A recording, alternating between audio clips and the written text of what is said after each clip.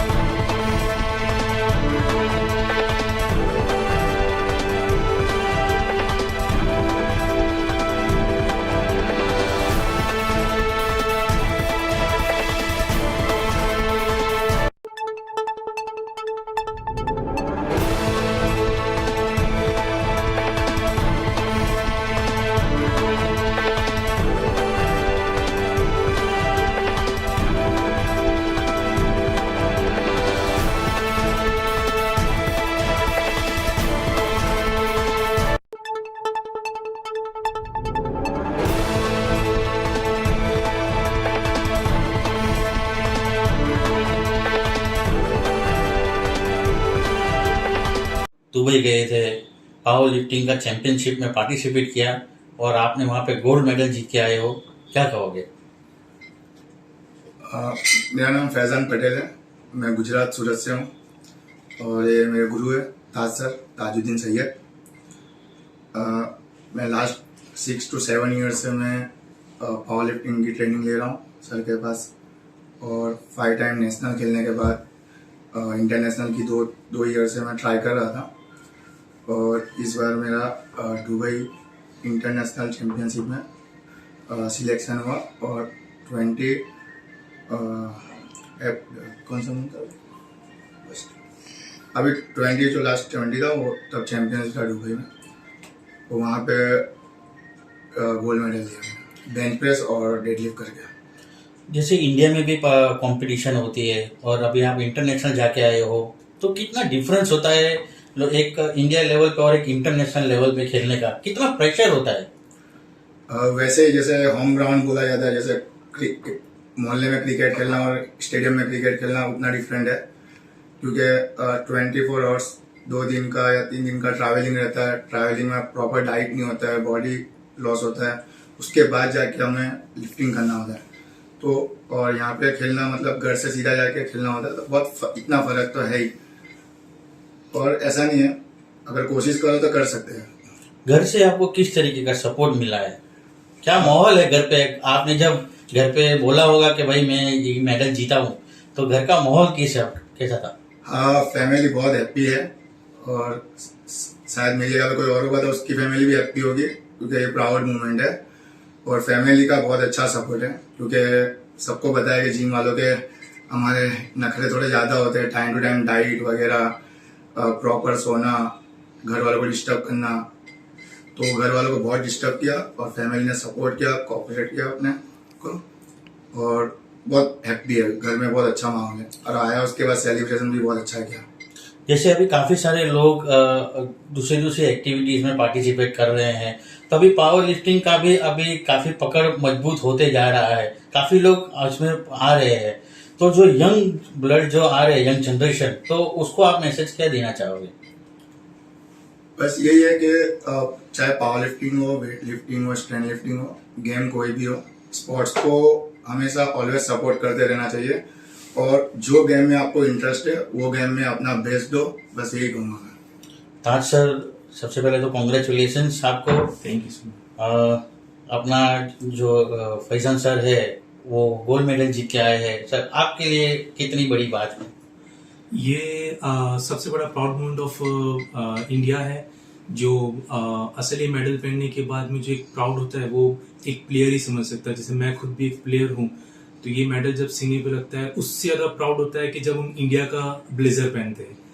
और फिर उसके ऊपर जब मेडल लगता है तो हमें इतना प्राउड होता है कि हमने इंडिया को रिप्रेजेंट करके फॉरेन कंट्री में जाके इतना ज़्यादा प्रॉब्लम्स को फेस करके बहुत प्रेशर को झेलने के बाद में हमने ये मेडल को हासिल किया है। तो ये हासिल होने के बाद में ऐसा लगता है कि मैंने दुनिया की बहुत बड़ी चीज़ को मैंने हासिल कर लिया। It's like I feel that I achieve a real gold.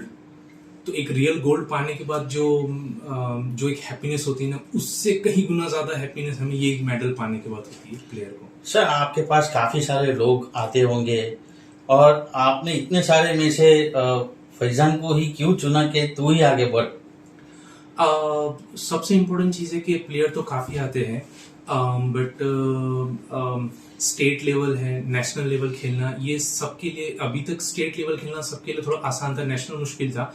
But recently power lifting बहुत तेज़ी से आगे बढ़ रहा है, तो अभी रिसेंटली नेशनल खेलना भी लोगों के लिए आसान हो रहा है।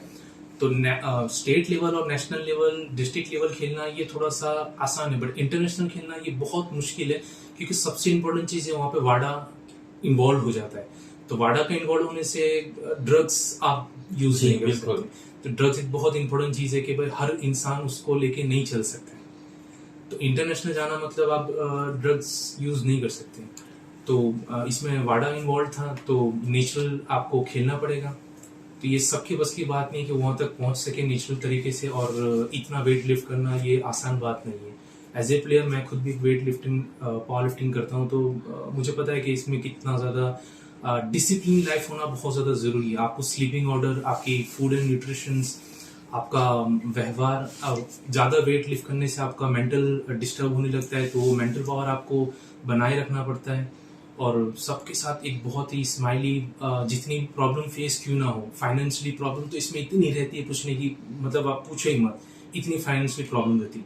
बट उसको भी फेस करके आपको हमेशा एक स्माइल रखनी पड़ती है, क्योंकि अगर आपने थोड़ा सा डिमोटिवेट किया या अपने आप को थोड़ा सा नर्वस किया, तो ये पूरा हार्मोन्स को ड्रॉप कर देता है, तो विनिंग पॉइंट भी आपका चला जाएगा हाथ में से। तो आपको हमेशा अपने आप को हैप्पी रखना पड़ता है। तो स्पोर्ट्स, इसके लिए तो हम कहते हैं कि स्पोर्ट्स आपको हमेशा हैप्पी रखता है इन एनी सिचुएशंस।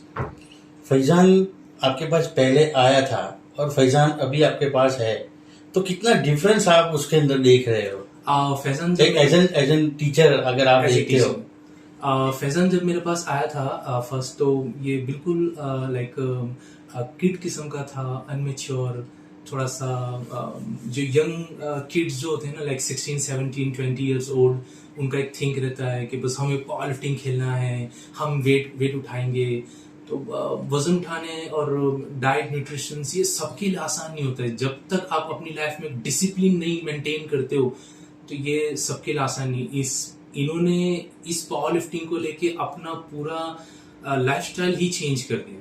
ये बहुत इतने ज्यादा डेडिकेट हो गए कि इन्होंने पावर लिफ्टिंग के अंदर ही अपना करियर बनाना शुरू कर दिया। ये सबके लिए मुश्किल होता है। जैसे कभी रिसेंटली आप देखते होगे वीडियोस वगैरह में कि बहुत बॉडी बिल्डर्स है, वो अपनी लाइफ में बहुत अचीवमेंट करने के बाद में still they are suffering from monies and all that. But ऐसा नहीं है, इसमें आपको मेहनत करनी पड़ेगी। आपको सिर्फ एक्सरसाइज करके आपकी लाइफ नहीं गुजरती, आपको एक्सरसाइज करनी पड़ेगी, आपकी लाइफ में डिसिप्लिन रखना पड़ेगा, आपको कमाने जाना पड़ेगा, आपको आपकी सोशल लाइफ देखनी पड़ेगी, आपको फिजिकल देखना पड़ेगा, आपका मेंटल स्टेबिलिटी रखनी पड़ेगी। तो it's all about think of your mind game. सिर्फ गेम नहीं है, गेम के साथ आपको कमाना भी पड़ेगा। सर अब गोल्ड मेडल तो आ गया, अब आगे की क्या राह है?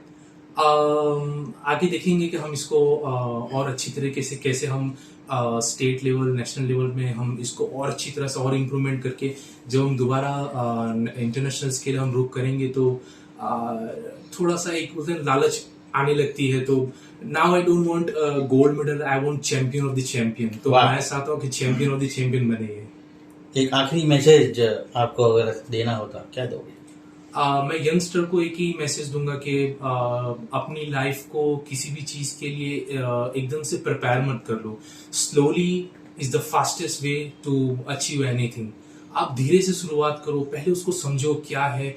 Practice is not to lift the weight, practice is the discipline.